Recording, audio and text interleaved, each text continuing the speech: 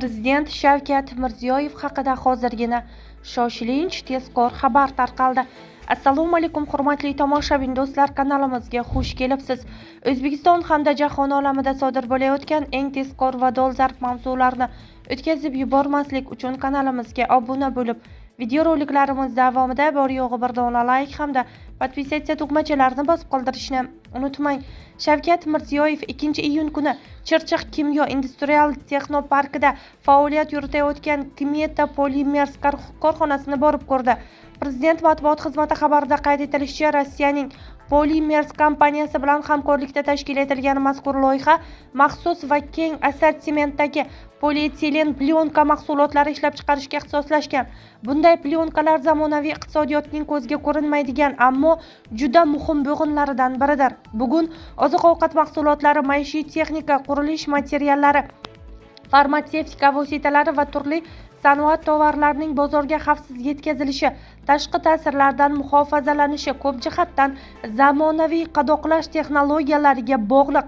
6670 kvadrat metr maydonni egallagan korxonada Italiyaning zamonaviy texnologik uskunalari asosida keng assortimentdagi polimer va termoqisqaruvchi plyonka mahsulotlari ishlab chiqarilmoqda. Uning ishga tushirilishi natijasida 9,5 million dollarlik import o'rnini bosuvchi mahsulotlar ishlab chiqarilishi ta'minlanmoqda. Loyiha 2 bosqichli kengaytirish dasturi asosida amalga oshirilmoqda. Investitsiyalarning umumiy qiymati 15,2 million dollarni tashkil etadi. Uning birinchi bosqichida 7,4 million dollar investitsiya o'zlashtirildi. Loyiha doirasida 50 ta yangi ish o'rni yaratildi. Keyingi bosqichlarda ish o'rinlari soni yanada ko'payishi kutilmoqda. 2025-yilda bu yerda 115 milliard so'mlik mahsulot ishlab chiqarildi.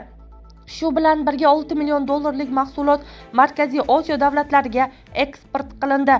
Korxona ishlab chiqarayotgan polimer mahsulotlar Coca-Cola, Pepsi, Flash, Chernogolovka, Askermen, Asl Oyna, BioLife va Family Group kabi yirik brendlarning qadoqlash tizimlarida mahalliy xomashyo sifatida qo'llanmoqda. Qadoqlash industriyasi zamonaviy sanoatning eng tez rivojlanayotgan yo'nalishlaridan biri ekani ta'kidlandi. Chunki mahsulot ishlab chiqarish hajmi oshib borgan sari uni xavfsiz saqlash, tashish va bozorga yetkazib berish talablari ham kuchayayotgani qayd etildi. Shu ma'noda bunday korxonalar sonining ko'payishi nafaqat bir tarmoqning rivojlanishiga, balki oziq-ovqat sanoati, qurilish, farmatsevtika va qishloq xo'jaligi kabi sohalarning barqaror ishlashiga ham xizmat qilishi aytib o'tildi, deyilgan xabarda.